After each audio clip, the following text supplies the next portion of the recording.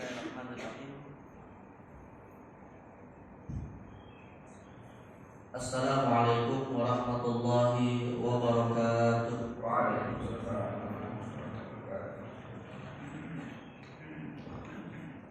Alhamdulillahirabbil alamin. Alhamdulillahilladzi bi ni'matihi tatimmu shalihat. Wassalatu wassalamu ala man ba'athahu rahmatan lil alamin.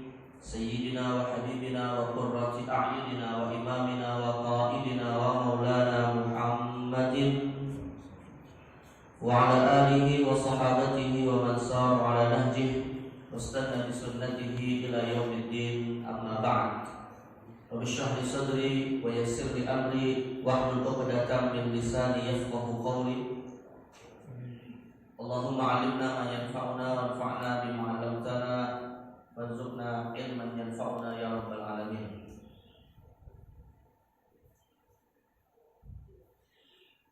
Saya hormati para asatidzah, khususnya Ustaz Saifuddin hafizahullah taala, dan tentu jemaah sekalian yang Allah Subhanahu wa taala.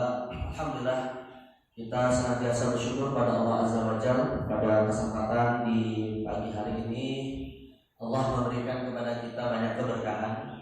Pertama, keberkahan kita berada di salah satu tempat yang dicintai dan dimuliakan oleh Allah Subhanahu wa taala, salah satu masjidnya. Keberkahan lainnya, alhamdulillah kita juga sudah bisa melaksanakan kewajiban kita, ibadah yang paling utama, sholat subuh berjamaah. Lalu keberkahan yang ketiga, Allah memberikan kita kesempatan untuk bisa melaksanakan kegiatan di waktu yang diberkahi, waktu yang didoakan oleh Nabi SAW. Allahumma barik ummati fi bukuriha, Allah berkahi umatku di waktu pagi mereka.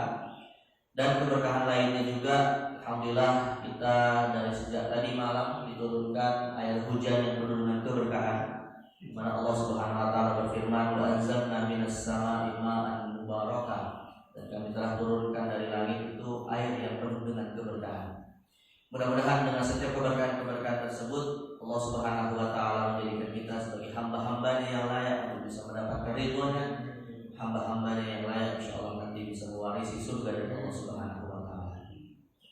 Salam salam juga marilah kita sampaikan kepada Sayyidil Mursalin Nabi Muhammad sallallahu alaihi wasallam, pada keluarga beliau, pada para sahabat radhiyallahu alaihim, insyaallah tentu kepada kita semua yang istiqamah menjalani semua sunnah-sunnah Nabi, di mana kita pun berharap mudah-mudahan nanti kita dipertemukan oleh Allah bersama dengan Nabi Muhammad SAW di Jannatul Firdaus. Bapak Ibu jamaah sekalian yang dimuliakan Allah Subhanahu wa taala, dan karena ini masih di momentum bulan Syawal ya, walaupun kita hari ini di akhir bulan Syawal, maka izinkanlah kami ingin mengucapkan tahniah Idul Fitri terlebih dahulu sebelum kita mulai kajian. Meskipun mungkin Pak di rumah masing-masing rendangnya sudah habis. Taqabbalallahu minna wa minkum sholihan a'mal, kullu amin wa antum bi khairin minal a'idin wal faizin. Kita berharap mudah-mudahan setiap ibadah di bulan Ramadan yang lalu yang sudah kita lewati semua diterima di sisi Allah Subhanahu wa taala, dan nilai-nilai Ramadan itu terus membekas dan memberikan dampak positif untuk kehidupan kita di kemudian hari, hingga insyaallah kita berharap mudah-mudahan dipertemukan kembali dengan Ramadan yang akan datang ya, dalam kondisi yang lebih baik insyaallah. Baik, Bapak Ibu jamaah khususnya Majlis Al-Fauzin yang offline ataupun yang online yang dimuliakan Allah Subhanahu wa taala, pada kesempatan di pagi hari ini insyaallah kita akan melanjutkan pembahasan seputar ilmu fikih waris atau juga yang disebut dengan ilmu faraid ya. Yang lebih tepatnya Ustaz, bukan setengah agama tapi setengah ilmu. Setengah ilmu ya. Karena dalam suatu hadis Nabi Muhammad SAW mengatakan ta'allamul faraid fa innaha nisful ilmi ya. Belajarlah ilmu waris karena ilmu waris itu merupakan setengah ilmu ya. Dan sebagian ulama ada yang menafsirkan makna setengah ilmu karena ilmu waris ini adalah ilmu yang berbicara tentang pasca kematian ya. Setengahnya adalah pra kematian. Jadi setengahnya sebelum kita wafat dan setengahnya yang lain adalah setelah kita wafat. Maka ditafsirkan bahwa inilah yang dimaksud oleh Nabi ilmu waris sebagai ilmu atau setengah ilmu di dalam Islam. Nah, karena pentingnya ilmu ini jamaah sekalian, ya pada kesempatan sebelumnya kita sudah atau saya sudah sampaikan terkait dengan beberapa hal ya akan pentingnya kita belajar ilmu waris ini. Salah satunya adalah tentunya karena belajar ilmu waris merupakan ilmu yang hakikatnya harus kita ketahui sebelum kita wafat. Ya, jadi ilmu ini jamaah sekalian bukan ilmu yang sebenarnya baru dipelajari setelah wafat. Ya. Malah kita harus ketahui sebelum wafat. Bukan hanya bagi ahli waris saja, tapi juga bagi kita calon pewaris. Ya, karena kalau seandainya kita ini Pak calon pewaris tidak menyiapkan generasi yang bisa menyelesaikan harta yang kita tinggalkan dengan baik, kita sebagai calon pewaris juga bertanggung jawab terhadap kesalahan mereka. Dan kita ini jemaah sekalian, pernah saya sampaikan, ya hakikatnya berada di antara dua posisi. Bisa disebut sebagai calon pewaris, bisa juga disebut sebagai calon ahli waris. Ya, jadi jangan kita mengira Pak, jangan kita mengira, maafnya kita yang mungkin sudah tua pasti akan jadi pewaris. Bisa jadi kita ahli waris. Karena yang namanya kematian itu rahasia Allah Subhanahu wa taala. Kematian tidak ada yang bisa memprediksikan kapan dia mati gitu ya. Bisa jadi kita yang akan menerima hak waris dari anak kita. Atau sebaliknya, kita yang meninggal akhirnya kita menjadi pewaris, maka kemudian anak kita menjadi ahli waris ya. Karena orang yang wafat itu disebut pewaris, sedangkan yang menerima harta waris disebut ahli waris. Jadi jangan terbalik kita menggunakan istilah gitu ya. Karena ada terjemahan hadis yang sebenarnya kurang tepat Pak. Ya, kita biasakan mendengar hadis di mana Rasul mengatakan al-ulama warasatul anbiya. Nah, terjemahannya biasanya para ulama adalah pewaris atau ahli waris. Kalau kita seringkali dengar para penceramah bilang Pak, para ulama adalah pewaris Nabi atau para ulama adalah ahli waris Nabi. Yang benar ya Pak? Yang benar adalah para ulama ahli waris Nabi gitu ya, bukan pewaris Nabi. Tapi kalau kita katakan Nabi adalah pewaris para ulama, itu baru benar gitu ya. Karena Nabi lah yang mewarisi ilmu dan ulama yang mendapatkan warisan ilmu gitu ya. Nah, maka orang yang meninggal yang hartanya akan dibagi waris itu disebut pewaris. Sedangkan orang yang akan menerima hak waris disebut ahli waris. Nah, kita ini sekali lagi pada dasarnya adalah berposisi antara dua hal ini. Ya, karena kematian itu kita tidak tahu pasti kapan gitu ya. Jadi kita ini di satu sisi calon pewaris, di sisi yang lain juga calon ahli waris. Nah, karena ilmu ini jamaah sekalian mesti diketahui oleh seorang yang disebut calon pewaris sekaligus calon ahli waris, maka hakikatnya setiap kita mendapatkan kesempatan untuk belajar, kita mesti belajar. Ya, karena kita nggak tahu kapan kita mati. Ya. Nah, inilah yang kadang banyak orang keliru memahami bahwa belajar waris itu nanti aja lah kalau sudah tua. Nah, ini keliru gitu ya. Karena bisa jadi ada orang Pak belum balik pun sudah harus bisa dibagi hak warisnya gitu ya. Nah, jadi karena itulah setiap kali ada kesempatan belajar kita akan belajar. Nah, terlebih jamaah sekalian dimakan Allah, belajar ilmu waris ini jamaah sekalian ya merupakan ilmu yang sangat penting untuk kita bisa menghindari berbagai macam penyimpangan di dalam pembagian harta waris. Nah, pada pertemuan yang sebelumnya saya sudah sampaikan ya, salah satu urgensi kita belajar waris adalah untuk menghindari berbagai macam penyimpangan. Karena jamaah sekalian, tidaklah penyimpangan di dalam pembagian harta waris itu terjadi kecuali faktor terbesarnya adalah karena faktor ilmu. Ya, karena faktor ilmu. Karena itu al-ilmu kata Imam Bukhari di dalam sahihnya, al-ilmu qabla amal. Ilmu itu menjadi sesuatu yang harus dikuasai, pelajari sebelum dia melakukan sesuatu terkait dengan ilmu itu. Ya. Dan Imam Ibnu Abdin berkata dalam suatu karyanya Radul Mukhtar ala Tudul Mukhtar, man ishtaghala bi syai'in yufradu alaihi ilmuhu wa hukmuhu liyamtani'a 'anil harami fihi. Ya, barang siapa hendak melakukan sesuatu kata Imam Ibnu Abdin, wajib dia mempelajari ilmu tentang sesuatu tersebut dan pengetahuan tentang hukumnya. Kenapa? Agar nanti ya dia tidak jatuh kepada suatu kesalahan yang diharamkan oleh syariat, terlepas dia tahu atau tidak kesalahan tersebut.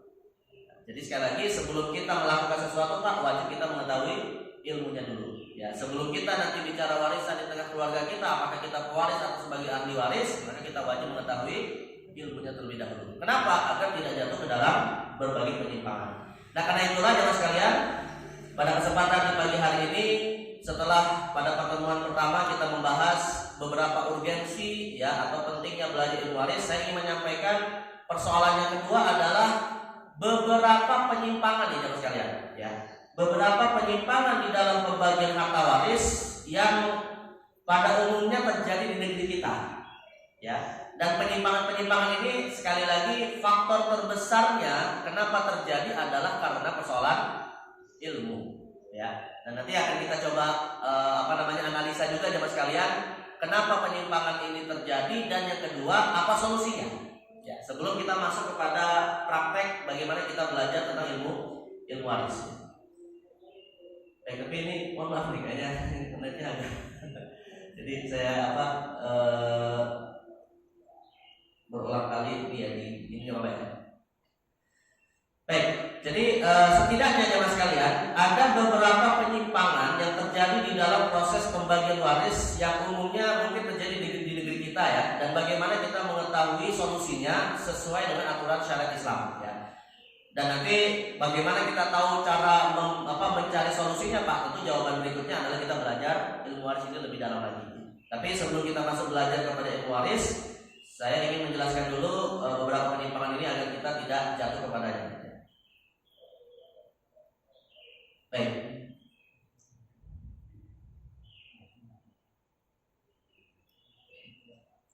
Nah, penyimpangan yang pertama jemaah sekalian yang menurut Allah Subhanahu wa taala ini.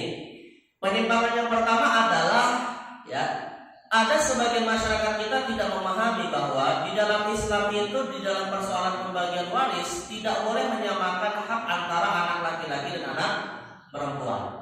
Akhirnya kemudian ada sebagian mereka yang tidak memahami konsep ini dan menyamaratakan hak waris antara anak laki-laki dengan anak perempuan. Bahkan ya, jemaah sekalian, lebih parahnya lagi, penyimpangan ini bukan datang dari orang awam. Ya, penyimpangan ini bahkan datang dari mereka yang menganggap dirinya sebagai cendekiawan muslim dengan alasan emansipasi wanita. Ya, ini beberapa tahun yang lalu itu sekalian ada salah seorang pejabat di negeri kita itu ya ingin merevisi kompilasi hukum Islam tentang masalah ketentuan pembagian waris 2:1 dengan alasan ini mendiskriminasi hak kaum wanita. Padahal baru sekalian ketentuan hukum waris 2:1 di dalam Al-Quran itu sudah sampai level qat'i, sesuatu yang nggak bisa dirubah. Ya, sesuatu yang sampai hari kiamat harus dijalankan apa adanya.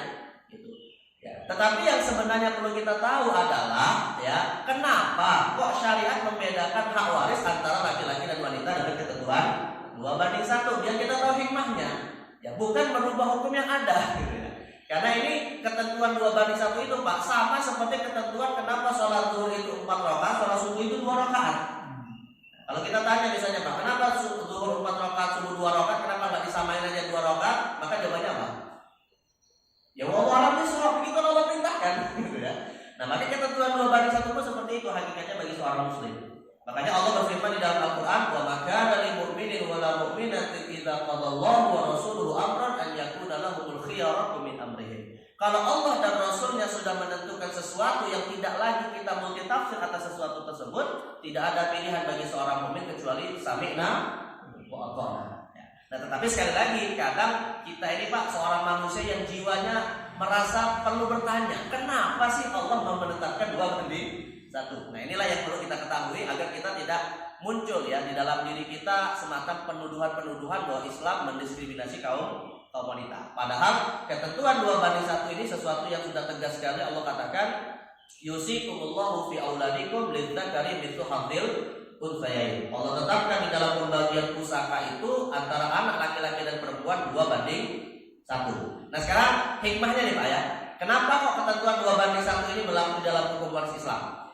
Pertama, jemaah sekalian, 2:1 itu hanya berlaku jika ahli warisnya itu kedudukannya setara terhadap pewaris. Setara itu misalnya begini Pak. Misalnya antara ada 4 ya, ada 4 kasus kesetaraan kedudukan ahli waris yang kita nanti melakukan 2:1. Pertama antara anak laki-laki dengan anak perempuan, kedua antara cucu laki-laki dengan cucu perempuan, ketiga antara ayah dan ibu. Jadi ada orang meninggal punya ayah dan ibu sekaligus masih hidup, ya maka di sini 2:1 berlaku. Dan yang keempat antara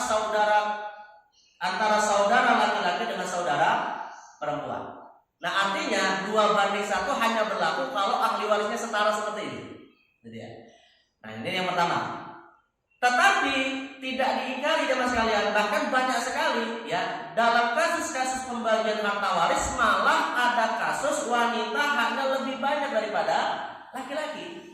Kalau seandainya pihak wanita ini hubungannya kepada pewaris lebih dekat daripada ahli waris yang lain, yang laki-laki. Nah, jadi artinya jemaah sekalian, walaupun 2:1 itu sesuatu yang pasti di dalam hukum waris Islam, ini tidak berlaku dalam setiap kasus.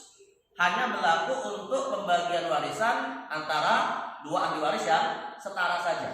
Tapi kalau tidak setara, di mana si wanita hubungannya lebih dekat kepada almarhum daripada ahli waris yang lain, bisa jadi hak warisnya lebih banyak daripada kaum laki-laki. Saya kasih contoh jemaah sekalian. Ya, saya kasih contoh nih. Di mana pembagian harta waris wanita itu lebih banyak daripada laki-laki. Ya, dan nanti perbandingannya cara pembagian harta waris di mana 2:1 baru berlaku ya. Ini contohnya jemaah sekalian ya. Ada kasus pembagian waris yang mana perempuan lebih banyak daripada laki-laki dalam pembagian haknya. Misalnya ya, ada seseorang meninggal, seorang pewaris meninggal, dia meninggalkan 3 ahli waris. Yang pertama adalah suami, berarti yang meninggal siapa Bu? Pak? Istri ya. Jadi seorang wanita meninggalkan ahli waris, pertama suami, yang kedua dia punya saudara laki-laki kandung, dan yang ketiga dia punya anak perempuan. Ya, punya suami, saudara kandung laki-laki dan anak perempuan.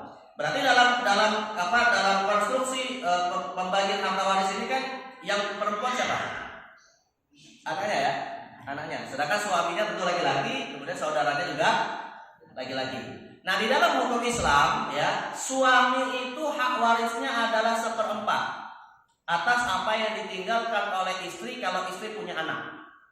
Ya, walakumur rubu'u kata Allah mengatakan surah An-Nisa, dan kalian para suami mendapatkan 1/4 jika istri kalian meninggal dan memiliki seorang atau memiliki anak. Nah, jadi hak waris wanita itu hak waris laki-laki itu atau suami itu Pak antara 1/2 dan 1/4. Kalau istrinya nggak punya anak, suami punya hak 1/2. Tapi kalau si istrinya misalnya punya anak, maka suaminya mendapatkan 1/4. Nah, itu pembagian ketentuan Islam ya. Nah, sedangkan si anak perempuan kalau tidak ada saudara laki-lakinya, anak perempuan kalau nggak ada anak laki-laki, maka hak warisnya itu adalah 1/2.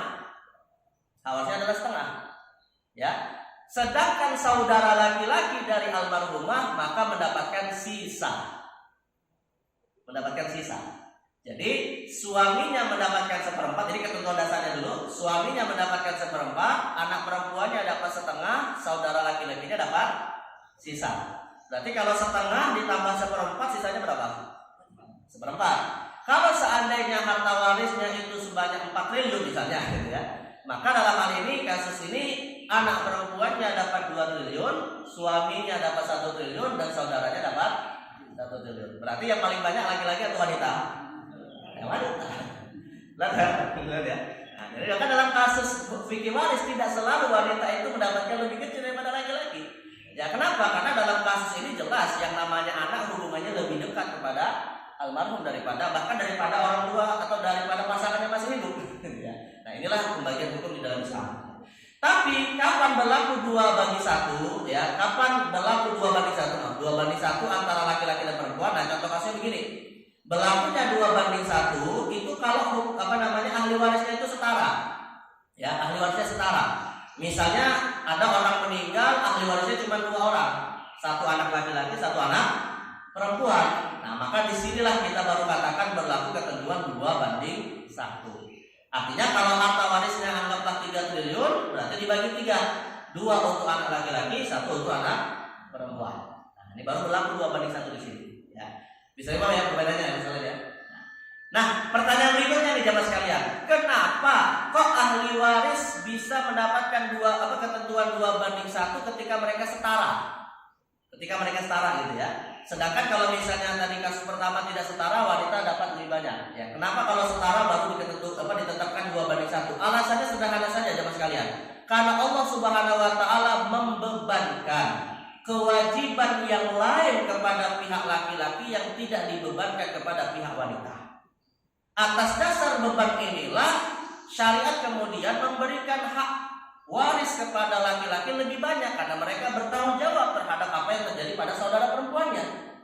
Ya, saya kasih analogi misalnya ini Pak, atau saya kasih contoh begini misalnya. Tadi ya kita ambil contoh pembagian harta waris, anak laki-laki dapat 2 triliun, anak perempuan dapat 1 triliun. Ya, kira-kira Bu, ini adil apa enggak? Tadi ibu nih karena perempuan ya. Kira-kira adil nggak? Anak perempuan dapat 1, anak laki-laki dapat 2. Ya kalau logika matematika kita ya kita katakan seakan tidak adil gitu ya. Tapi ini bukan bicara masalah adil itu sama rata. Adil itu dalam hukum Islam maknanya adalah proporsional. Ya, sesuatu diletakkan sesuai dengan tempatnya. Ya, logikanya atau analoginya sama seperti yang namanya sholat. Kalau yang jadi imam laki-laki terus adil tidak menurut Allah? Adil tidak menurut Allah? Ya adil gitu. Karena itulah ketentuan Allah gitu ya. Nah, saya kasih contoh misalnya begini. Kenapa 2:1 itu adil gitu ya? Walaupun seakan-akan tidak adil gitu. Misalnya begini Bapak sekalian. Tadi ya laki-laki dan perempuan kan dapat 2 dan 1 ya. Masing-masing setelah mereka dapat warisan, anggaplah di contoh kasus saja, mereka kemudian menikah. Ya, tentunya nggak nikah sesama ya, karena nggak boleh nikah mahram. Jadi yang laki-laki nikah dengan pasangannya, si perempuan nikah dengan pasangannya yang lain. Nah dari pernikahan ini Pak, rupanya si wanita yang dinikahi oleh anak laki-laki yang tadi dapat warisan 2 triliun, ya dia tahu bahwa calon suaminya ini dapat warisan 2 triliun. Akhirnya dia minta sama suaminya, ya udahlah saya minta mahar nilainya 1 triliun. Minta mahar nilainya 1 triliun karena calon suaminya dapat apa? Warisan 2 triliun. Boleh nggak seperti itu Bu? Ada orang minta mahar 1 triliun. Hah? Boleh nggak? Ya boleh aja, bagus gitu ya. Malah itu adalah satu bentuk memuliakan calon istri gitu ya. Karena hakikatnya harus sekalian sedikit saya bicara mahar ya harus sekalian. Mahar itu di dalam Islam Pak, yang sebenarnya paling baik itu adalah yang memudahkan kedua belah pihak. Bukan bicara nilainya banyak atau sedikit. Kalau orang kaya, mahar yang bagus, mahar yang memudahkan bagi mereka itu malah nilainya besar. Karena itu menunjukkan dia mau kaya gitu ya. Jadi bukan mahar itu yang terbaik sedikit, karena Rasulullah itu Pak, maharnya itu adalah 500 dirham. Dalam hadis riwayat Imam Muslim disebutkan Nabi Muhammad kalau nikah maharnya sebesar 500 dirham. 500 dirham itu kalau dirupiahkan sekitar kurang lebih 40 juta. Nah itu mahar Rasulullah gitu ya. Nah jadi mahar itu kalau kita bicara dalam pernikahan, malah yang bagus itu adalah kalau kita mampu nilainya besar. Karena ada 2 tujuan. Ada 2 tujuan. Tujuan yang pertama jelas untuk memuliakan kaum wanita. Karena saya tanya nih ibu-ibu kalau misalnya pas sebelum nikah dikasih pilihan antara seperangkat alat sholat dengan 1 triliun, pilih yang mana Bu? Antara seperangkat alat sholat ya dengan 1 triliun pilih yang mana? Ya jelas 1 triliun ya, 1 triliun. Kalau suaminya menawarkan gitu kan, ya 1 triliun aja gitu ya. Tentu lebih senang seorang wanita dengan menerima itu ya. Tapi dengan catatan Bu, di dalam hukum Islam mahar itu akan berpengaruh di poin yang kedua terhadap perceraian yang terjadi gara-gara gugatan istri. Kalau di dalam hukum Islam, perceraian itu bisa lewat 2 cara, ya, bisa datang dari suami dengan talak, bisa datang dari gugatan istri namanya khulu. Nah, ketika istri menggugat cerai, maka kewajibannya harus mengembalikan mahar. Nah, kira-kira kalau maharnya saat menikah 1 triliun, berani nggak istri juga cerai? Kenapa nggak berani? Ya kembali 1 triliun. Nah disinilah istri akan bisa bersabar dengan kondisi suami. Karena yang namanya istri menggugat cerai itu tidak dianjurkan di dalam Islam gitu ya. Kecuali karena suatu yang betul-betul terdesak ya. Nah jadi maka di dalam Islam mahar yang besar itu bagus sebenarnya dengan 2 tujuan ini tadi. Memuliakan istri ya sekaligus juga untuk mengerem istri agar tidak mudah menggugat cerai kepada suaminya. Baik, kembali kepada kasusnya ya. Nah, jadi si wanita tadi mau mendapatkan mahar sebesar 1 triliun. Berarti kan si laki-laki yang tadi punya hak waris 2 triliun berkurang hartanya menjadi 1 triliun ya. Sebaliknya si wanita yang tadi dapat 1 triliun gak mau kalah sama iparnya. Dia nikah dengan seorang laki-laki yang kebetulan juga kaya. Ya udahlah kalau begitu aku juga minta mahar 1 triliun gitu ya.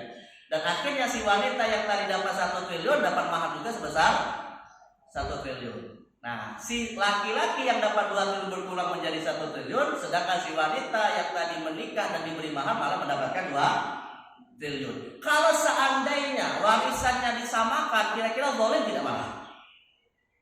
Kalau seandainya warisannya disamakan antara laki-laki dan perempuan, malah zalim tidak? Malah zalim. Kenapa malah zalim? memberi mahar, sedangkan si wanita malah tidak dapat kewajiban, bahkan mereka menerima mahar. Dan apakah berhenti sampai situ? Gak berhenti sampai situ. Ya si laki-laki yang tadi sudah kasih mahar, setiap pernikahan itu masih berlangsung, maka kewajibannya juga harus memberikan nafkah. Sedangkan si wanita yang tadi dapat mahar tidak berhenti juga, selama ikatan pernikahannya masih ada tetap bisa mendapatkan nafkah. Nah karena itulah di dalam Islam kenapa warisan laki-laki perempuan itu dibedakan, karena laki-laki punya kewajiban yang tidak dibebankan kepada pihak wanita. Nah, karena itulah sering kita katakan Pak, ya khususnya dalam sebagian pendapat ulama ya, laki-laki bertanggung jawab kepada wanita itu ada 4 wanita yang harus dia penuhi kebutuhannya.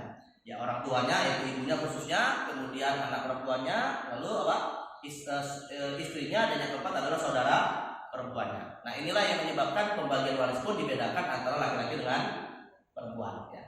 Baik, nah ini alasannya ya, ini alasan atau diantara hikmah kenapa ditetapkan 2:1 ya. Tapi tentunya dengan catatan ya sekalian, terlepas hikmah ini ada atau tidak ya, atau tidak, bagi seorang muslim tetap harus mengatakan sami'na wa ata'na. Jadi karena ini kan kasus hikmah-hikmah yang tadi saya katakan itu kan sifatnya hikmah ya. Hikmah itu bisa jadi ada, bisa jadi tidak gitu ya. Tapi tetap kewajiban kita adalah kalau Allah sudah tetapkan seperti itu ya sami'na wa ata'na ya. Tapi begini ya sekalian, sebenarnya Pak, nanti sebenarnya mungkin pada kesempatannya kalau ada kesempatannya lainnya, saya akan sampaikan perbedaan antara hibah dengan waris. Sebenarnya begini Pak, kalau seandainya orang tua khawatir kalau nanti meninggal anak perempuannya hak warisnya lebih sedikit daripada anak laki-laki, sebenarnya Islam telah memberikan solusi, bukan dengan merubah ketentuan 2:1. Tapi solusinya adalah sebelum pemilik hartanya meninggal, dia memberikan hibah terlebih dahulu kepada anak perempuan. Nah itu bisa seperti itu. Ya, tapi dengan catatan ketika dia memberikan hibah kepada anak perempuan, ya hendaknya juga mengkondisikan anak laki-lakinya ridho dengan hibah yang diberikan orang tuanya kepada anak perempuannya. Ya, kenapa? Karena hibah itu Pak bisa menjadi solusi ketika nanti dikhawatirkan harta warisnya nggak dibagi sesuai hukum Islam. Makanya banyak masyarakat kita itu sebelum misalnya ketika dia sudah sepuh dan tua gitu ya, mereka nanti khawatir kalau saya meninggal, wah nanti khawatirnya rebutan warisan. Akhirnya apa yang dilakukan? Nah sebelum meninggal kemudian ngumpulin anak-anaknya lalu bagi harta gitu kan? Ya. Nah bagi harta ini kan namanya waris atau hibah Pak? Ketika ada seorang ayah memanggil anaknya ya, nak bapak mau bagi warisan, ini warisan atau hibah sebenarnya? Hah? Hibah namanya, bukan warisan gitu ya. Karena yang namanya warisan itu nanti kita sebutkan kalau sudah meninggal. Nah kalau dia masih hidup, yang menerima masih hidup namanya disebut hibah ya. Dan yang namanya hibah tidak terikat dengan hukum waris. Tidak terikat hukum waris. Jadi kalau seandainya laki-laki dan perempuan mau dibagi sama rata pun tidak masalah kalau untuk hibah. Ya, tapi nanti kalau misalnya meninggal udah harus ikut aturan 2:1 gitu ya. Nah, makanya hibah ini menjadi salah satu solusi kalau seandainya dikhawatirkan mereka tidak mau membagi sesuai dengan hukum Islam nanti setelah kita meninggal ya. Ya, tapi tentunya dengan catatan terus kita didik mereka dengan baik agar nanti membaginya sesuai hukum Islam ya. Baik, ini kesalahan pertama ketika disamaratakan dengan alasan mendiskriminasi wanita. Padahal Islam tidak memaksudkan hal tersebut ya. Baik, yang kedua jemaah sekalian, yang kedua ya. Nah ini tadi yang saya kaitkan dengan hibah ya. Penyimpangan kedua di dalam pembagian harta waris yang juga seringkali terjadi adalah seseorang sudah ya membagi-bagi harta waris ketika masih hidup dengan atas nama waris. Ini keliru. Kalau bagi-bagi harta saat masih hidup atas nama hibah itu benar. Tapi kalau atas nama waris ini keliru. Ya, artinya begini, kalau atas nama waris berarti nanti bisa menuntut anak laki-laki, Pak, kalau bapak mau bagi-bagi sekarang saya minta 2:1. Nah ini nggak bisa. Ya, karena hakikatnya ini bukan warisan, tapi ini adalah hibah. Jadi kalau si bapak misalnya melihat enggak, ini adik perempuan kamu lebih banyak kebutuhannya, ya dan seterusnya dengan alasan-alasan tertentu, akhirnya diberi lebih banyak daripada anak laki-laki, ini boleh nggak apa-apa. Ya, atau misalnya enggak, bapak mau bagi sama rata aja, ya nggak masalah juga, karena yang namanya hibah bukan waris. Ya, yang penting si bapak dalam hal ini yang mau bagi-bagi harta yang menjaga proporsionalitas di dalam pembagian hibahnya. Proporsional itu artinya melihat mana anaknya lebih butuh diberikan yang lebih banyak daripada yang lain. Nah, jadi yang namanya hibah sekali lagi jemaah sekalian itu pemberian masih hidup kepada yang masih hidup dan tidak ada aturan harus dengan ketentuan hukum waris. Maka kalau ada yang menuntut membaginya berdasarkan hukum waris, maka ini tuntutan yang tidak bisa diterima. Ya. Nah, jadi ini juga harus kita pahami bahwa kalau kita masih hidup dan menyerahkannya saat itu bukan warisan, tapi namanya hibah. Apalagi Pak, Bapak sekalian, hati-hati gitu ya. Jangan salah kita jadi anak kita Pak. Jangan sampai ada anak kita ya tiba-tiba datang kepada kita Pak nuntut warisan, padahal kita masih hidup. Nah, ini lebih fatal. Ya, kalau misalnya anak kita nuntut warisan, wah itu seakan-akan doain kita cepat mati namanya Pak. Karena yang namanya warisan sekali lagi baru kita sebut kalau ada orang meninggal. Nah itu adabnya kurang baik gitu ya. Nah, maka anak kita ajarkan kalau ingin meminta sesuatu ya sebutlah dengan kata-kata hibah, hadiah ataupun kata-kata yang bukan istilah waris di situ. Ya. Baik, ini yang kedua. Yang ketiga kesalahan berikutnya adalah ya kerancuan harta yang terjadi khususnya antara suami dan istri. Ya, kenapa? Karena kerancuan harta ini nanti akan berakibat kepada kesalahan yang keempat, yaitu pasangan yang masih hidup merasa berhak menguasai seluruh harta yang dimiliki dari pasangannya yang sudah meninggal. Nah, ini seringkali terjadi. Dan saya pernah sampaikan untuk sekalian, ya, gara-gara kesalahan ketiga dan yang keempat ini bisa jadi ada orang tua tanpa dia sadari telah makan harta anak yatim. Dan anak yatimnya rupanya anak kandungnya sendiri. Kenapa? Karena di dalam hukum Islam yang namanya harta itu antara suami dan istri hakikatnya harta yang mandiri, yang tidak tercampur satu sama lain. Harta suami adalah harta suami, harta istri adalah harta istri. Nah, beda dengan kita Pak. Kalau tradisi kita kan harta si istri milik istri, harta suami milik istri. Gitu ya. Harta istri milik istri, harta suami milik istri. Makanya kalau suami gajian, wah itu langsung diteror sama istri. Ya, saya bukan mengatakan istri di sini Bu, istri yang lain gitu ya. Tapi yang benar di dalam hukum Islam itu adalah yang namanya harta suami milik suami, harta istri milik istri, kecuali dalam dua hal. Pertama adalah mahar dan yang kedua adalah nafkah.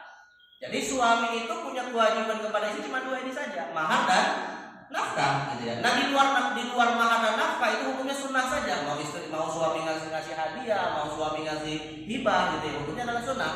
Maka ketika salah seorang di antara suami istri ini meninggal, hal yang pertama wajib dilakukan oleh pasangan yang khususnya memastikan mana harta milik dia yang masih hidup dan mana harta pasangannya yang sudah meninggal. Dan harta yang menjadi milik pasangannya yang sudah meninggal itulah yang nantinya akan dibagi waris.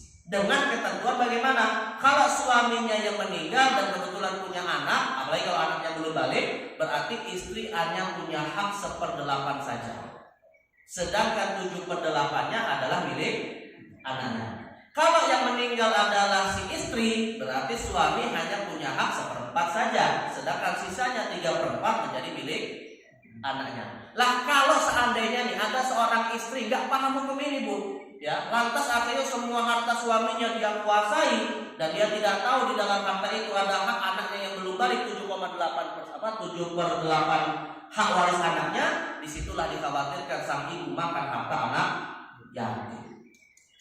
Nah, sebaliknya, ketika ada seorang suami nggak paham bahwa dia punya hak cuma 1/4 saja dari harta istrinya, padahal 3/4 yang milik anaknya, maka ketika dia menguasai semuanya jatuhlah juga seorang suami kepada makan harta anak yatim. Nah jadi jangan kita terlalu berpikir jauh anak yatim itu yang memakan harta orang lain, bisa jadi kita sendiri gitu ya, tanpa kita sadari, gara-gara kita tidak tahu hukum waris ini. Makanya di dalam Islam kita hanya boleh berhak mendapatkan apa yang menjadi hak kita. Adapun yang menjadi milik anak kita dan belum balik, status kita sebagai wali yang harus menggunakan harta itu untuk kepentingan si anak, dan ketika anak nanti sudah siap untuk mengelola hartanya sendiri harus kita kembalikan sisanya.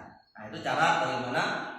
Dan ini dikhawatirkan juga jemaah sekalian, kalau ada seorang ibu atau seorang ayah yang nggak paham hukum ini ya, dikhawatirkan di kemudian hari akan menjadi bom waktu di mana anak akan durhaka kepada orang tuanya.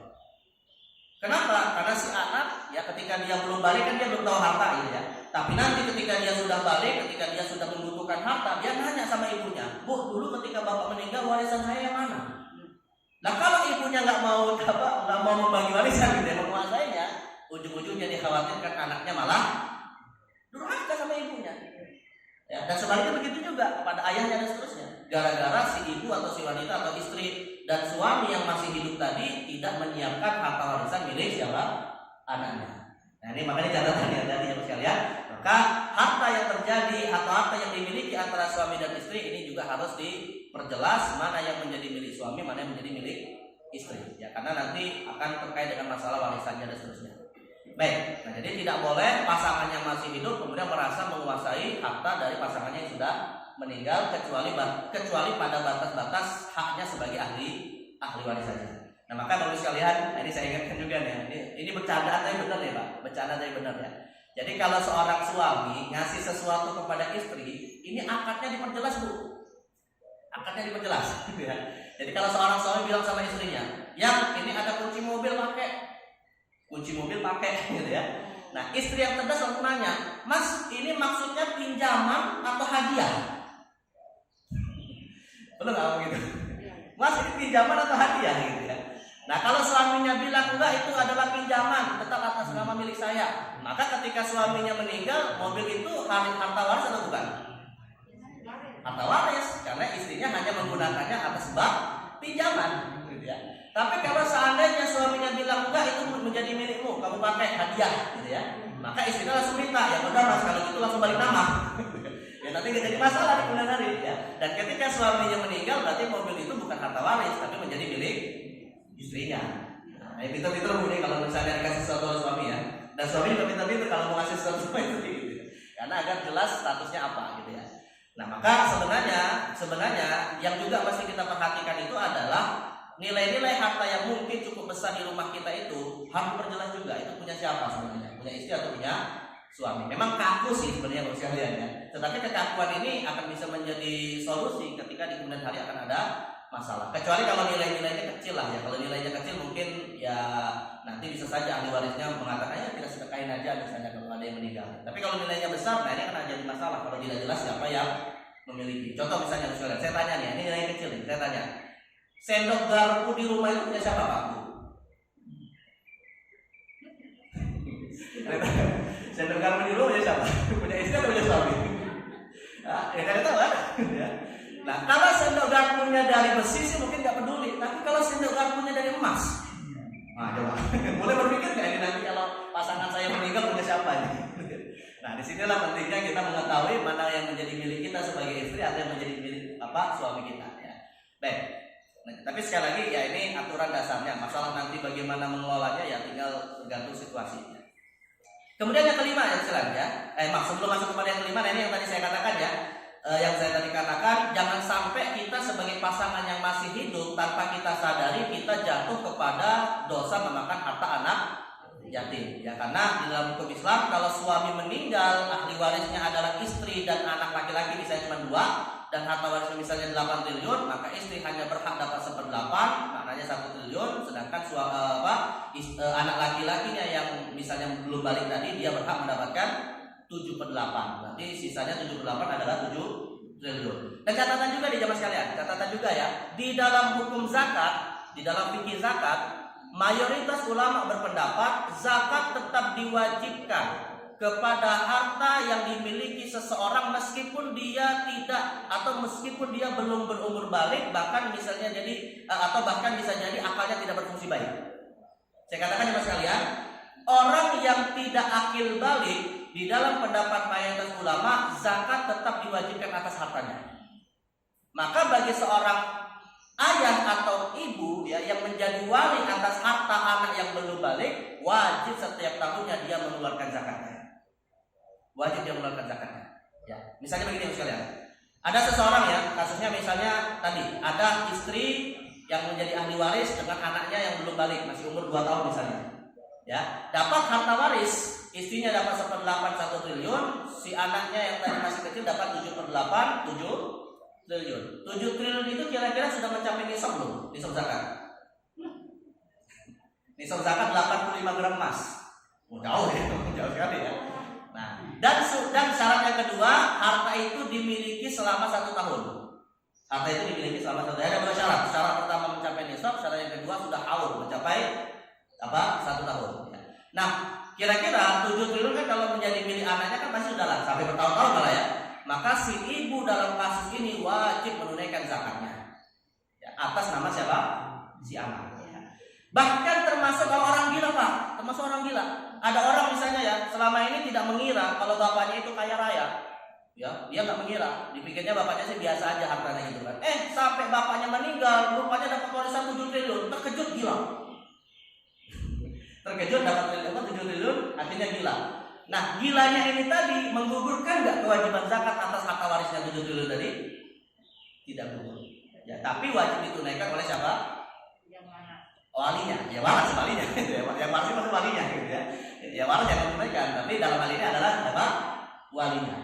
Maka dalam konteks ini saya tegaskan juga bahwa orang tua yang masih hidup harus perhatian terhadap harta waris dari anaknya, diantaranya persoalan zakat. Nah, di samping zakat ya tentunya juga kebutuhan lainnya untuk pendidikan, makanan, minuman dan seterusnya. Baik, ini kesalahan yang keempat ya. Kesalahan yang kelima jemaah sekalian, menunggu semua wafat. Nah ini juga masalah. Kadang-kadang di antara kita itu Pak ada suatu tradisi ya. Suatu tradisi anak tidak mau bagi warisan kalau ibu atau bapaknya masih hidup gitu ya. Nunggu nanti aja lah Pak Malik, kalau bapak masih hidup atau ibu masih hidup langsung bicara masalah warisan. Jadi kalau bapaknya meninggal, ibunya masih hidup biasanya nggak langsung mau bicara warisan sampai nunggunya siapa? Sampai nunggu ibunya meninggal. Atau ketika ibunya meninggal nggak mau bicara warisan si ibu sampai si bapaknya meninggal. Sebenarnya ini di satu sisi bagus ya sebagai bentuk menghormati orang tua yang masih hidup. Tapi jemaah sekalian, ini akan bisa menjadi bom waktu dan masalah di kemudian hari kalau tidak dikelola dengan baik masalah ini. Kenapa? Karena pasangan yang tadi masih hidup mungkin gak nikah lagi. Mungkin gak nikah lagi Pak? Mungkin. Dan ketika misalnya pasangan yang masih hidup nikah lagi, ya berarti istri atau suami yang kedua ini berhak gak terhadap harta waris yang ditinggalkan pasangan yang meninggal sebelumnya? Gak berhak. Ya gak berhak, karena bukan ahli waris. Nah disinilah yang dikhawatirkan pasangan yang berusaha untuk menguasai harta waris pasangan sebelum dia meninggal. Dan akhirnya yang terjadi hak dari anak-anaknya yang tidak dipenuhi. Nah jadi makanya ketika dalam kasus ini terjadi sebenarnya Bapak sekalian yang berinisiatif mau bagi waris jangan anak. Ya karena anak pasti merasa gak nyaman kalau dia bicara warisan di hadapan bapak ibunya yang masih hidup. Tapi yang berinisiatif mau membagi waris hendaknya adalah pasangannya yang masih hidup. Jadi misalnya ketika ada seorang bapak meninggal, ibunya lah yang kumpul anak-anaknya. Nah ini ibu mau ngumpulin kalian untuk kita bicarakan harta waris yang ditinggalkan oleh si bapak. Jadi bapak meninggalkan harta sekian-sekian, ini hak ibu seperti ini hak kalian seperti ini. Nah itulah yang dilakukan oleh seorang ibu. Begitu juga dengan seorang ayah, ketika istrinya yang meninggal, dialah yang berinisiatif untuk bagi warisan. Jangan yang inisiatif itu datangnya dari anak, karena itu sesuatu yang kurang kalau bahasa kita pamali tadi. Mirip seperti ini Bapak sekalian, mirip seperti ini. Saya kasih analogi tapi ibu jangan tersinggung ya. Kalau seorang suami ingin berpoligami, saya katakan tidak akan terjadi cekcok dalam rumah tangga kalau yang berinisiatif menawarkan istri kedua adalah istri. Tahu? Jadi kalau suami mau poligami jangan suami yang berinisiatif nyari istri. Istrinya yang nyari. Insya Allah nggak ada cekcok. Kenapa? Karena istrinya sudah setuju gitu kan. Dan insya Allah istri yang baik pasti mencarikan pasangan yang baik gitu kan.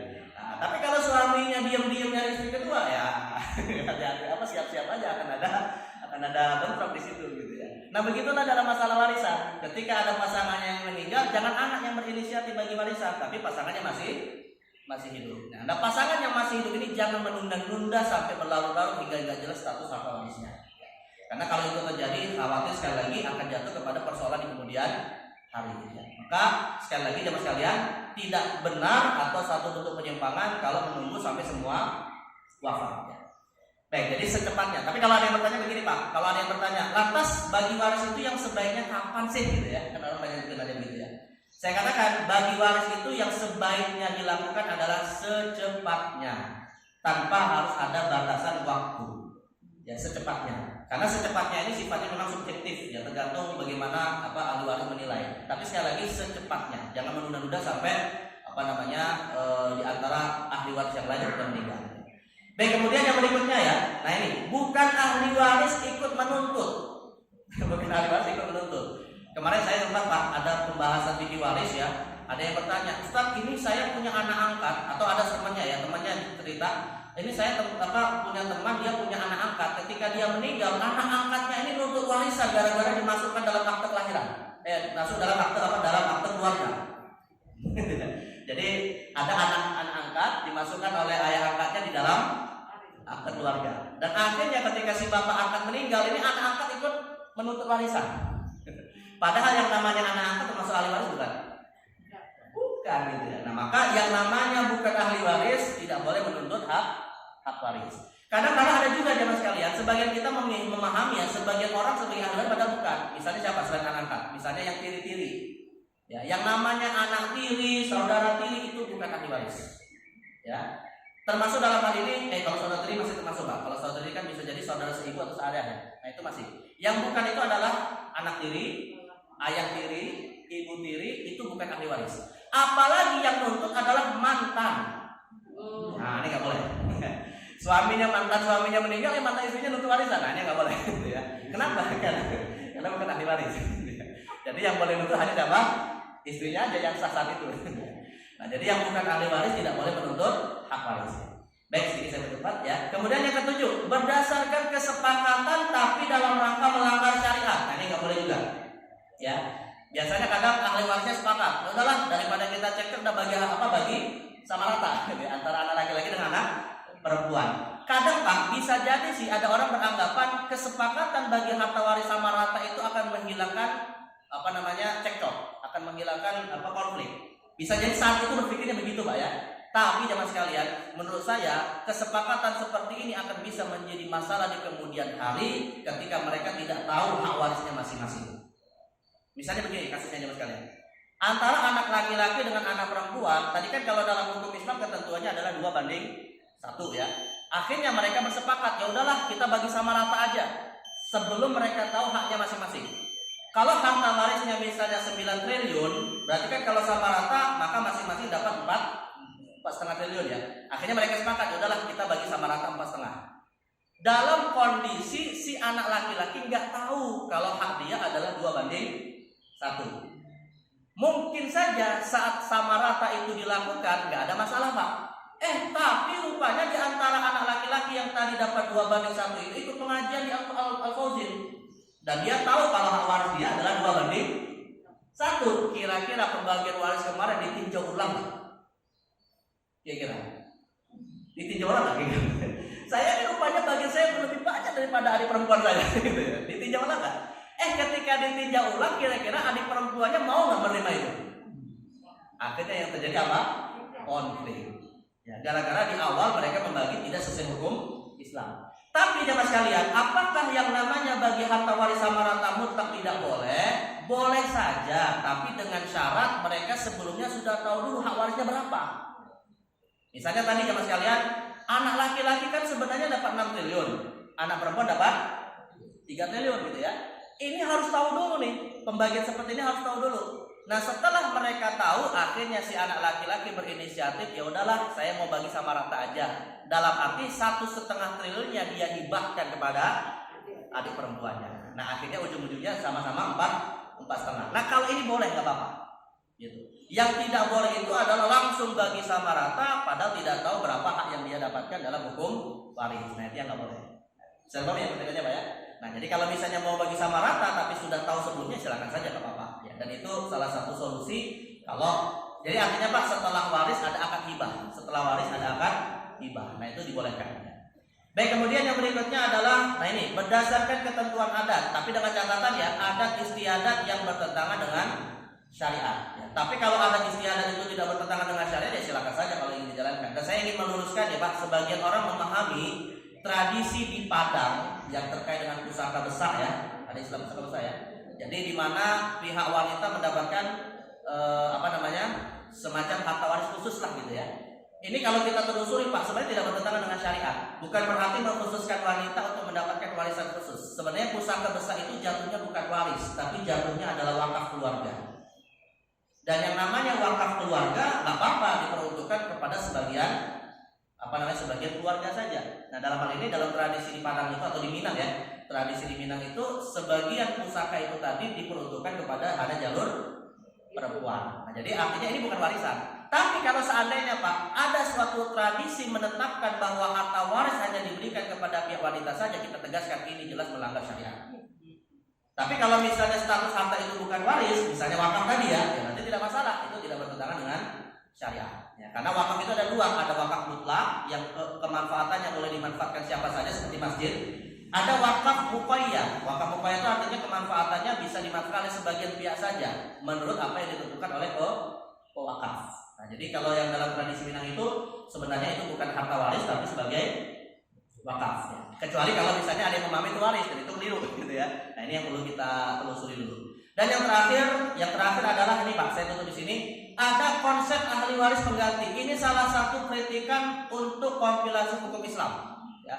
Karena begini jemaah sekalian, alhamdulillah di negeri kita ini sebenarnya sudah ada aturan khusus terkait dengan masalah waris namanya kompilasi hukum Islam.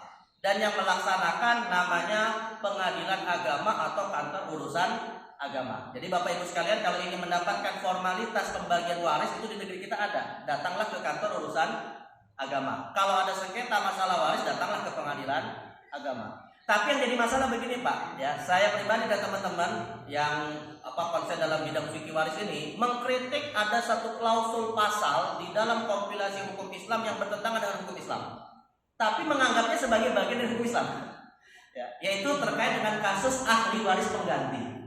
Jadi ahli waris pengganti itu begini Pak, ahli waris pengganti itu begini kasusnya ya. Jadi almarhum ini punya anak laki-laki misalnya 2, ya punya anak laki-laki misalnya 2 almarhum ya. Kemudian anak laki-laki yang pertama punya anak lagi, cucu dari almarhum. Anak laki-laki pertama punya cucu dari almarhum ya. Kemudian anak laki-laki kedua juga punya cucu. Ya, anak laki-laki satu ada punya cucu, anak laki-laki kedua punya anak-anak dan cucu dari almarhum. Nah, kemudian sebelum almarhum kakeknya ini meninggal, salah satu di antara 2 anak laki-laki almarhum ini meninggal lebih awal. Ya. Lantas cucu dari anak laki-laki pertama ini diangkatlah statusnya menjadi ahli waris pengganti dari bapaknya. Dengan alasan agar si cucu bisa dapat warisan dari kakeknya bukan bapaknya, dari kakeknya. Ya. Kenapa? Karena dengan alasan ya kalau cucu nggak dapat, ya siapa yang menafkahi dia? Karena bapaknya sudah meninggal gitu. Padahal kalau dalam hukum Islam, cucu tetap tidak bisa mendapatkan hak waris selama almarhum masih punya anak. Apakah anak ini posisinya sebagai ayah kandungnya sendiri atau sebagai pamannya? Karena dalam kasus cucu yang diangkat ini tadi, sebenarnya kan almarhum masih punya anak nggak? Masih punya anak dan posisinya sebagai pamannya gitu kan. Nah, pamannya ini tetap menghalangi hak waris dari si cucu dari almarhum. Gara-gara agar si cucu bisa dapat warisan, diangkatlah statusnya seperti pamannya. Nah, ini namanya dalam hukum kompilasi Islam disebut dengan istilah ahli waris pengganti. Nah, ini tidak boleh, bukan boleh, ini tidak boleh. Ini tidak boleh.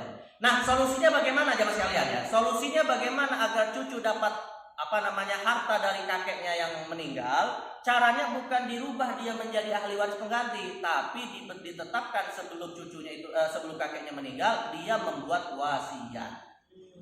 Bahkan kalau di beberapa negeri Islam seperti di Mesir Pak, ada istilah wasiat wajib.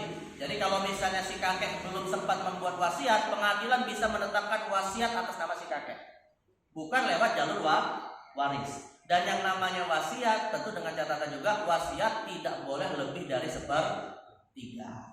Kenapa wasiat? Karena wasiat itu adalah hak yang bisa diberikan kepada selain ahli waris tidak lewat jalur waris. Cucu nggak dapat warisan, maka bisa dapat lewat jalur wasiat. Kalau kita misalnya ya sekalian punya anak angkat kita pasti nggak dapat warisan, maka kita bisa memberikannya nanti setelah kita meninggal lewat jalur sebelum kita meninggal kita tetapkan, tapi nanti setelah meninggal kita bisa berikan lewat jalur wasiat. Jadi kalau kita punya orang yang kita sayangi tapi bukan ahli waris kita, maka caranya adalah lewat jalur wasiat.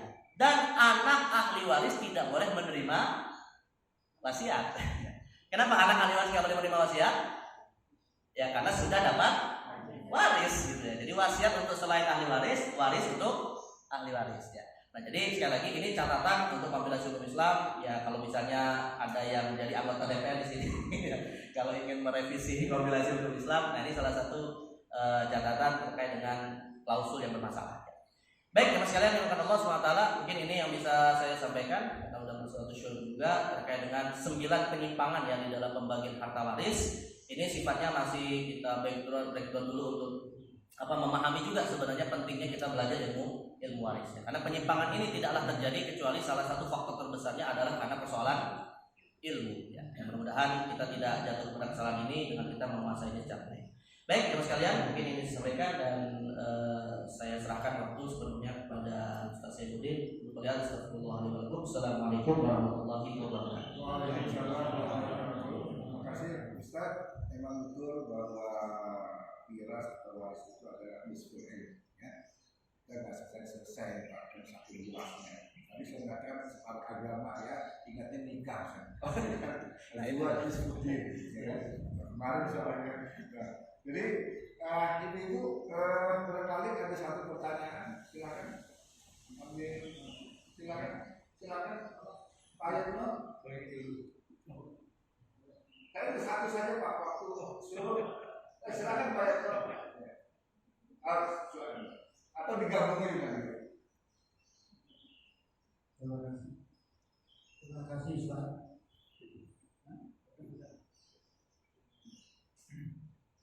Tadi Ustaz katakan memang masalah waris ini kan separuh itu, jadi memang luas sekali ya. Banyak sebetulnya yang kami tanyakan. Tapi karena cepat waktu, gini Pak Ustaz, misalnya pernikahan dilakukan secara siri. Nah, kalau nikah siri ini apakah juga berlaku hukumnya sama dengan yang tadi atau tidak? Karena siri itu tidak tercatat di pernikahan. Ini langit kan? Itulah makanya terus begini lagi Pak Ustaz. Era relasinya juga dengan hukum waris ya. Terus begini lagi Pak Ustaz, misalnya ada suami istri, ya kan? Suami suka dinas, di kemana? Pada suatu saat mereka itu jadi membeli tanah misalnya, atau beli rumah lah. Nah, sang suami lagi dinas di luar negeri misalnya, tidak. Terus istrinya menanyakan suami, gimana nih Pak? Ini atas nama siapa ini? Ya kan? Rumah atau tanah ini. Nah, udahlah kalau suami atas tanahnya lah atas nama kamu. Tapi uangnya uang suami. Nah, ini bagaimana hukumnya nih Pak Ustaz? Apakah itu pindah kepada istri atau kepada tetap suami? Apa itu? Baik, langsung ya. Baik, pertama yang namanya ahli waris itu Pak disebut ahli waris berdasarkan pernikahan yang sah berdasarkan ketentuan agama. Ya, jadi ahli waris itu Pak salah satu atau dua sebab paling utama di dalam pembagian harta waris itu adalah hubungan nasab dan hubungan pernikahan. Ya, dan pernikahan hanya berlaku antara suami dan istri, sedangkan kalau nasab ada anak, saudara dan seterusnya. Kapan ikatan pernikahan dan nasab itu terjadi? Kalau terjadi akad nikah yang sah. Meskipun tidak tercatat dalam formalitas negara. Karena di dalam hukum Islam Pak, yang namanya akad nikah tidak mesti dicatat. Catat itu hanya sifatnya untuk melegalkan formal saja sebagai warga negara gitu, bukan untuk sahnya suatu ikatan pernikahan. Saya katakan pencatatan bukan berarti nggak penting ya. Catatan itu penting karena kita sebagai warga negara punya hak-hak juga untuk mendapatkan hak sebagai warga lewat negara. Apalagi Pak Bu ya, namanya nikah sirri itu kalau suaminya kebetulan tidak soleh berpotensi terzalimi hak-haknya. Kalau suaminya soleh sih insya Allah paham ya, maka dia memenuhi hak-haknya gitu ya. Tapi kalau tidak soleh ini yang jadi masalah. Nah maka sekali lagi kalau berdasarkan ketentuan agama nikah sirri yang sudah sah memenuhi 4 rukun, adanya ijab qabul, adanya wali atas si wanita, adanya 2 saksi, dan yang paling penting ada yang keempat yaitu adanya 2 mempelai. Ya, karena nggak akan ada nikah kalau nggak ada mempelai. Ya. Jadi 4 rukun nikah ini kalau sudah semuanya terpenuhi maka nikah sudah sah. Dicatat ataupun tidak dicatat pernikahannya sudah sah dan sudah terikat hubungan saling mewarisi kalau salah satunya meninggal. Tapi yang jadi masalah sekali lagi ya, kalau nikahnya itu sirri apalagi istri kedua, nah ini yang jadi masalah Pak. Kenapa yang jadi masalah kalau istrinya itu istri kedua? Kalau seandainya suaminya meninggal dan tidak pernah ngomong sama istri yang tercatat kalau dia punya istri kedua yang sirri, ya, kira-kira istri sirri ini ketika datang untuk warisan, mau nggak istri pertama berbagi?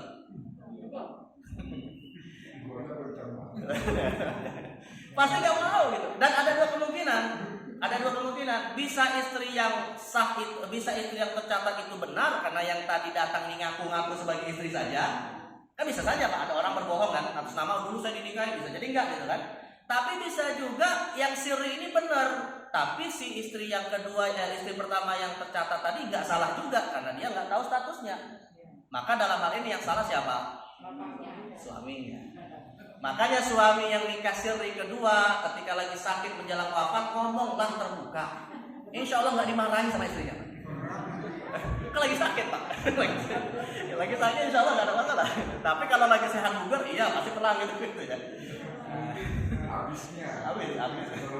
Nah, kalau seandainya begini pak, kalau seandainya sampai meninggal kalau sampai meninggal si suami, istri sirri tidak bisa mendapatkan hak warisnya, ya, karena ketika misalnya dia menuntut hak waris, istri yang sah tidak mau membagi dan tidak bisa juga dibawa ke pengadilan. Kenapa nggak bisa dibawa ke pengadilan? Ya dia nggak tercatat siapa dia gitu kan. Nah, pasti ada kemungkinan hak warisnya akan terhalangi. Maka dalam kasus seperti ini yang berdosa suaminya atau istri yang tidak mau berbagi? Yang salah dalam ini jelas adalah suami. Nah, maka kalau yang namanya nikah itu jelas-jelas aja lah, kalau saya yang siri-siri. Tapi sekali lagi yang namanya nikah siri tetap menetapkan adanya hak waris. Itu nggak diingkari. Hanya saja khawatirnya terdolimi haknya gara-gara statusnya nikah siri. Jelas Pak ya? Ini status nikah siri. Bahkan bukan hanya istrinya saja Pak yang terdolimi, tentunya juga anak dari kelahiran nikah siri ini juga pasti akan terdolimi haknya. Ya. Tapi sekali lagi itu tetap sah walaupun belum tercatat. Tetap harus dibagi warisnya walaupun itu tidak tercatat. Ya. Baik, kemudian yang kedua jemaah sekalian, ada seorang suami bilang sama istrinya gitu ya, udah yang ini rumah atas nama kamu aja gitu ya. Nah istilah atas nama ini Pak, istilah atas nama ini sebenarnya perlu dikoreksi, perlu dipastikan dulu akadnya apa sebenarnya. Karena ada juga maafnya nih ya. Ada sebagian orang ya, saya sering baca-baca berita lah gitu ya. Ada orang yang tidak mau bayar pajak atas properti yang dia miliki dengan diatasnamakan kepada istrinya. Ya, biar pajaknya terpisah. Karena kalau itu miliknya sendiri kan nanti khawatirnya pajaknya besar dan seterusnya. Jadi tujuannya arah sana gitu. Tetapi meskipun diatasnamakan sebenarnya itu tetap menjadi milik siapa? Suaminya. Ya, karena pengatasnamaan itu tadi sifatnya hanya formalitas saja, bukan menetapkan status kepemilikan asalnya. Ya.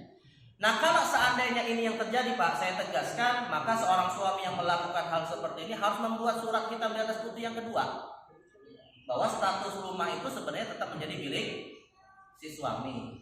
Kalau seandainya nggak ada surat seperti ini dan suami akhirnya meninggal, istri bisa mengklaim bahwa itu bukan harta waris, bahwa itu adalah hibah dari suaminya. Ya, maka dalam kasus di mana suaminya bilang udah atasnamakan saja milik kamu gitu ya, atasnamakan milik atas nama siapa istrinya tadi. Ketika suaminya meninggal, anaknya nggak bisa nuntut itu sebagai harta waris, karena pengatasnamaan itu seakan-akan sudah menjadi legal formal bahwa itu hadiah dari suaminya. Tapi kalau suaminya punya maksud lain, ya buatlah surat tambahan di belakang itu, ya. Atau misalnya dibuat wasiat, wasiat bahwa rumah ini sebenarnya bukan atas namanya bukan sepenuhnya milik istri, ya, tapi sebenarnya itu tetap milik suami atau milik bapaknya, nanti dibagi waris ketika meninggal. Nah, kita sebagai suami ya harus paham seperti itu tadi ketentuannya. Begitu kan Pak ya?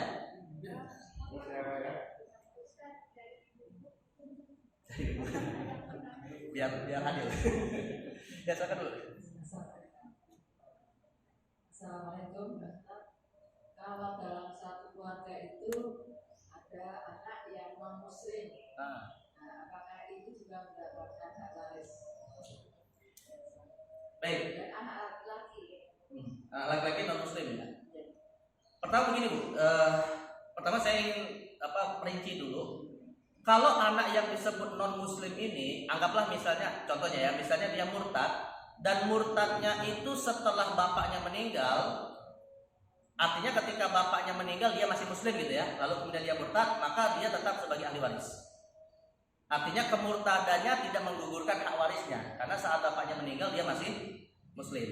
Tapi kalau yang ibu tanyakan adalah sebelum bapaknya meninggal dia memang sebelumnya bukan Islam, apakah bukan Islam dalam arti dari awal atau misalnya murtad, misalnya anggaplah bapaknya yang masuk Islam gitu ya. Jadi keluarganya itu keluarga non muslim, kemudian bapaknya masuk Islam, anaknya tidak mau masuk Islam. Nah, ketika bapaknya meninggal berarti kan anaknya memang bukan Islam. Nah, maka dalam kasus ini dalam hukum Islam si anak tidak berhak mendapatkan warisan bapaknya. Karena Rasulullah mengatakan dalam satu hadis, la yatawaratsu ahlul millatain, tidak bisa saling mewarisi antara dua orang yang tidak sama agamanya. Nah, Nah, jadi anak yang non muslim nggak bisa menuntut warisan. Tapi kalau si ayahnya ini sebelum meninggal dia tahu, wah namanya hidayah kan urusan Allah gitu ya. Anak saya ini sebenarnya non muslim tapi cukup baik gitu ya. Misalnya dia walaupun non muslim tapi akhlaknya kepada bapaknya baik misalnya ya.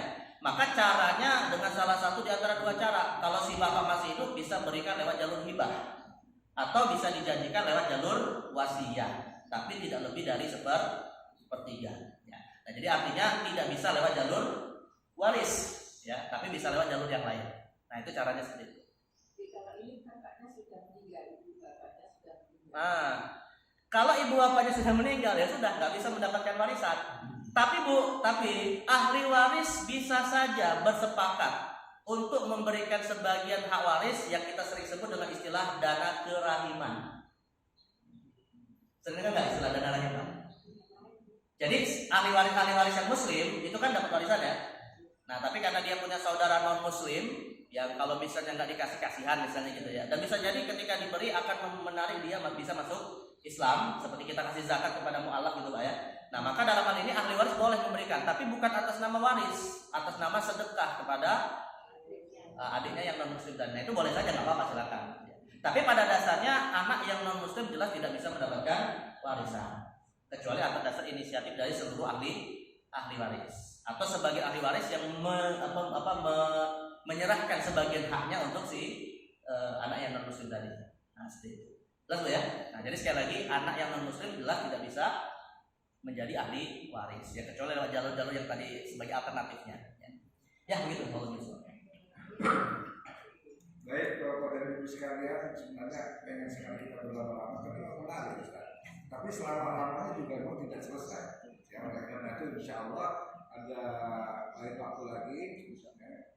Dan kalau bisa nanti ketika menyusun konstruksi, nanti kita pakai apa namanya? Ada spidol gitu ya, karena sebetulnya jadwalnya bagus banget kan ya. Nah, cuman kalau kita kasih spidol atau di whiteboard gitu ya. Jadi, terima kasih Ustaz atas pemaparan yang sangat bagus sekali, dan memang ada beberapa hal juga yang barangkali kita masyarakat kita karena antara waris dan warasah. Nah, itu yang jadi persoalan Ustaz. Ini tadi disebut dengan ada calon pewaris, ada pewaris. Ada waris, yang mana bisa kita nih? Ada waris, ada waris. Ya, tapi nantilah itu nanti kita akan bicarakan nanti yang lebih intensif lagi. Baik Ustaz, sebagai akhir dari pertemuan kita ini mungkin bisa ditutup. Baik, istighfar terlebih dahulu. Astagfirullahaladzim, astagfirullahaladzim, astagfirullahaladzim. Innaka antal ghafurur rahim. A'udzu billahi samil alim minasyaitonir rajim. Bismillahirrahmanirrahim. Allahumma shalli wa sallim wa barik ala sayyidina Muhammadin sayyidil mursalin wa ala alihi wa sahbihi ajma'in. Hamdan na'imin hamdan syakirin hamdan yuwafi ni'amahu wa yukafi'u mazidah. Ya Rabbana lakal hamdu kama yanbaghi li jalali wajhikal karim wa 'azimi sultanik. Allahumma a'inna ala dzikrika wa syukrika wa husni ibadatik. Allahumma ya muqallibal qulub tsabbit qulubana ala dinik. Allahumma ighfir lana dhunubana wa liwalidayna warhamhuma kama rabbayana shighara wa li ajdadina wa jaddatina wa li ikhwanina wa akhwatina wa li asatidatina wa ustadatina wa li jami'il muslimina wal muslimat al ahya'i minhum wal amwat innaka ala kulli syai'in qadir mujibud da'wat wa ya qadiyal hajat. Allahumma la tadadamban fi maqamina hadha illa ghafartah wa la hamman illa farajtah wa la maridan illa syafaitah wa la hajatan min hawaijid dunya wal akhirah illa qadaitaha wa yassartaha ya rabbal alamin. Allahumma ij'al jam'ana hadha jam'an marhuma wa tafarraqana min ba'dihi tafarruqan ma'suma. Rabbana zalamna anfusana wa illam taghfir lana wa tarhamna lanakunanna minal khasirin. Rabbana atina fid dunya hasanah wa fil akhirati hasanatan wa qina adzabannar. Wa sallallahu ala sayyidina Muhammadin nabiyil ummi wa ala alihi wa sahbihi wa baraka wa sallam. Walhamdulillahi rabbil alamin. Amin ya rabbal alamin. Dengan doa tadi maka berakhir juga pengajian kita pagi hari ini. Mohon maaf kepada bapak-bapak dan ibu sekalian, Bapak mohon maaf. Ini insyaallah bulan depan insyaallah kita akan ketemu lagi dengan beliau. Pas enggak sudah kita tetapkan. Iya. Pada akhir Ahad keempat ya. Kelima. Ahad kelima. Masih beberapa bulan lagi. Jadi jangan hanya sekali saja, tapi insyaallah akan terus berlanjut. Baik, terima kasih. Kurang lebihnya mohon dimaafkan. Wabillahi taufiq wal hidayah. Wassalamualaikum warahmatullahi wabarakatuh.